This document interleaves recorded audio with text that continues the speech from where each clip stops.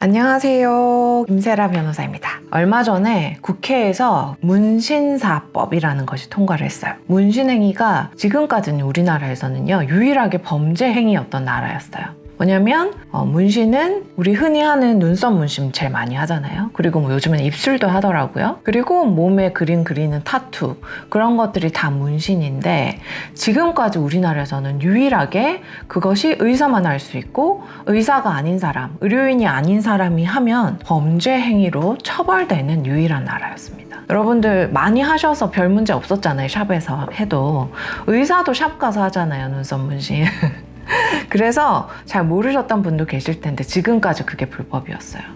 그래서 이제 약간 악의적으로 손님 중에 부당하게 뭔가 환불을 요구하거나 그러면서 그 문신 시술하는 사람들을 신고하면 사실은 다 처벌이 됐었답니다. 그랬는데 지난달 9월 25일에 문신사법이 제정이 됐고, 공포 후 2년 뒤부터 시행이 되거든요. 시행 전에 2년 동안은 이제 임시 자격증을 준다거나 그런 준비 과정을 거친다고 해요.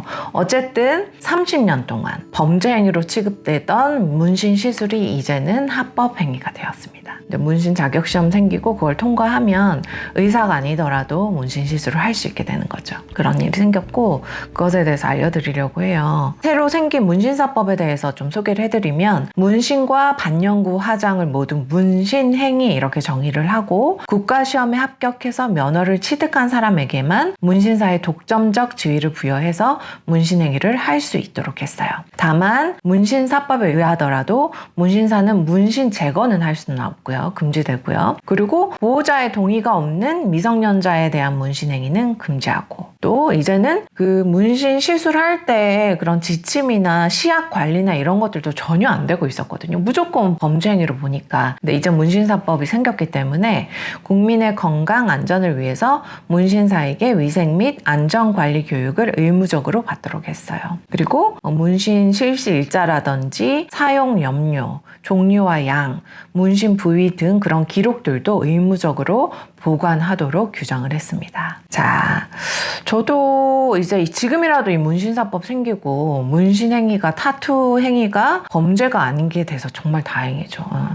그랬는데 지금까지는 30년 동안 범죄 행위였어요. 왜냐하면요, 1992년에 대법원 판결로 문신 행위를 의료 행위로 본 거예요. 의료법상의 의료행위로 봐버린 것이죠. 그래서 이 판결 때문에 지금까지는 의료인이 아닌 사람이 문신 시술을 하면 처벌이 돼 왔었던 거고요. 그런 것인데, K-타투가 굉장히 유명하다면서요. 전 세계적인 타투이스트들 중에 한국인도 많다고 하고요. 지금까지는 아무리 유명한 타투이스트들도 누가 신고하면 범죄로 처벌됐던 거죠. 타투 유니온 노조의 김도윤 타투이스트를 혹시 아시는지 모르겠어요. 그분도 굉장히 유명하시네요. 헐리우드 스타들도 타투를 받으러 올 정도로 세계적인 타투이스트이고, K-팝 스타들도, 아이돌들도 많이 와서 타투 받는다고 하고요. 제일 유명한 거는 이제 브래드 피트가 팔에 그 벌 모양 문신이 있는데, 이게 이 김도윤 씨한테 받은 거라고 해요.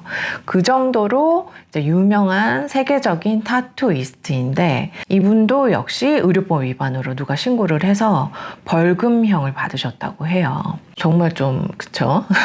그런 상황인데, 또 이분이 자기가 뭐 형사처벌 받은 것도 있지만 타투 유니온 노조를 시작하시고 회장이 되셨다고 하는데, 그 활동을 시작하시게 된 계기가 이 타투 시술이 불법이 돼버리다 보니까 이걸 이용해서 협박해서 타투이스트들한테 돈을 요구하고, 심지어 이 협박을 당하다가 견디지 못하고 자살을 하는 그런 타투이스트들도 있었다고 합니다.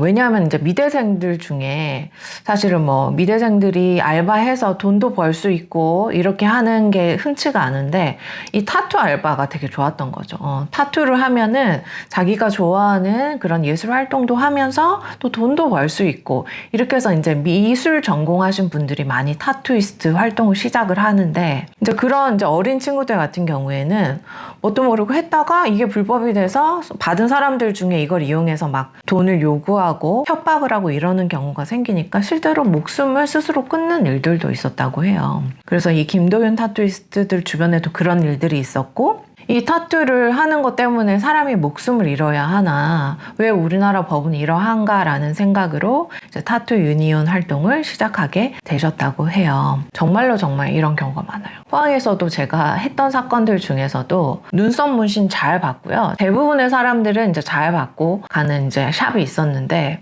너무 잘하셔서 유명해진 거죠. 유명해져서 손님들이 많이 왔어요. 그 중에서는 의사들도 있었어요. 의사들도 눈썹 문신을 이분한테 받으러 온 거예요. 그랬는데 그 중에 이제 손님 중에 한 명이 갑자기 자기 부작용이 생겼다면서 환불을 요구한 거예요. 그래서 들어보니까 문신 시술 받고 이후에 이제 사후 관리를 해야 되는데 안내해준 사후 관리를 하나도 제대로 안 한 거예요. 제대로 안 해서 뭔가 이제 부작용이 생기고 염증이 생기니까 환불해달라, 치료비도 내놓으라, 이렇게 온 거예요. 그래서 이분이 아이 혼자 키우는 싱글맘이셨는데 어쨌든 그 샵을 운영하다가 이런 부당한 요구를 해오니까, 아니 당신이 사후 관리를 잘못해서 그런 건데 내가 왜 환불해주고 치료비도 엄청 많이 달라고 하니까 그런 치료비는 내가 줄 수가 없다 하고 거절을 했는데 이 손님이 바로 신고를 해버린 거예요. 그래가지고 이분이 의료법 위반으로 기소가 되셔서 그 당시에 제 기억으로는 벌금형이 나오셨던 것 같아요. 근데 벌금형 전과가 생겨버린 거잖아요. 그래서 또 다음에 누가 그런 악의적인 손님이 또 신고하고 하면은 벌금형이 전과가 생긴 상태에서 또 기소가 되면 징역형이 될 수도 있고 그런 위험한 상황에 처하신 거죠. 이런 일이 의외로 굉장히 많았어요. 최근에도 포항에서만 해도 이 문신으로 기소되신 분들이 많았던 걸 보면 아마 나라 전체에는 굉장히 많을 것 같거든요. 또 어떤 부작용이 있냐면 타투나 문신 시술하는 과정에서 여성 타투이스트들, 여성 이제 문신 시술자들이 성폭력 피해를 당하는 경우도 있었다고 해요. 근데도 이 사람들이 신고를 못 하는 거예요. 왜? 의사 아닌데 문신 타투 한다고 신고할까 봐 겁나서 성범죄를 당해도 마음대로 신고도 하지 못하는 그런 부작용들이 있었다고 합니다. 그렇기 때문에 이제 이런 일들로 인해서 타투 유니온도 결성이 되고 결국은 타투 행위가 의사만 할 수 있는 것이 아닌 합법적인 행위로 만들어지는 문신사법이 통과가 되었어요. 그래서 오늘은 그 얘기를 해드렸습니다. 그러니까 이게 소비자들한테도 좋은 게 아니에요. 무조건적으로 불법화해버리면 어떤 부작용이 생기죠? 음성화되는 거죠. 음성화되니까 이게 뭐 시술 과정에서 절차나 이런 지침이 있을 거 아니에요. 어쨌든 신체를 건드리는 거고, 그리고 어느 정도 염색약을 쓰고 관리는 어떻게 하고 이런 것에 대한 지침이 없었다고 해요. 그러다 보니까 타투이스트들이 오히려 외국에 있는 지침이나 규정, 관리 감독 그런 체계를 가지고 와서 거기에 따라서 시술하고 그런 것들이 있었다고 하거든요. 그런데 이제는 우리도 합법화가 됐고 문신사법이 통과가 됐기 때문에 그런 문신 시술 과정에서의 지침이나 안전관리 사항에 대해서도 이제 규정이 될 것으로 보입니다. 그래서 이제는 문신 행위가 불법이 아니다. 우리가 눈썹 문신을 받고 입술 문신을 받아도 의사가 아닌 사람한테 받을 수 있는 것이 됐다. 그 소식을 준비해 보았습니다.